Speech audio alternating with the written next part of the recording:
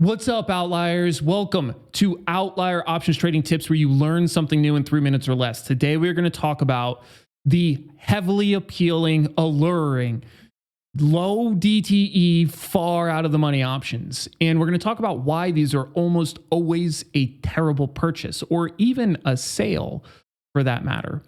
So here we have Tesla for the example, and everything's crunched down because we're on the vertical screen here, but I'll walk you through what you're looking at. You're looking at an options chain for 7 March that expires in 3 days. And if we take a look at these 335 calls way out here, they are a super low delta, 0.02 delta, and they're very cheap. They're 13, 14 cents. That seems so cheap. You can just throw these on for less than 15 bucks. And if you get a big move, man, would these make a lot of money? So what's wrong with them? Well, there's 2 things that are very wrong with them. The first thing is, if we take a look at something that's closer to at the money, let's take a look at these 280s. The volatility on these 280s is about 77.6%.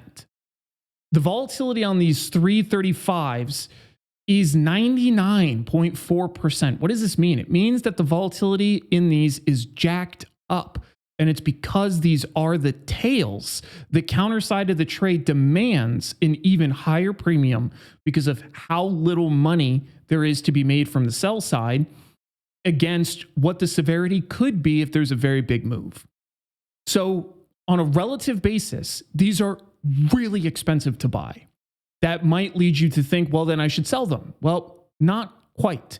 The reason is because for stocks like Tesla, the probability of outsized moves is pretty high. It's still infrequent, the size of the move you would need in order to make a bunch of money on this.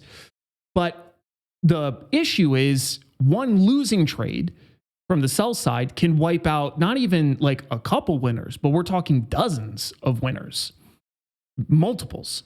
So that's why it's dangerous from both sides of the equation. Now, the last thing is, if we take a look at the probability of us hitting 335 within expiration, you're looking at about a 0.2% probability. This here is a 1 standard deviation move.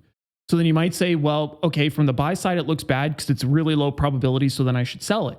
Again, the problem is that the tails are a little fatter than a normal distribution would lead you to believe. So then even if you get ran over a couple times, you're undoing dozens of winners. Cheap out of the money options, dangerous. Be an outlier. See you later.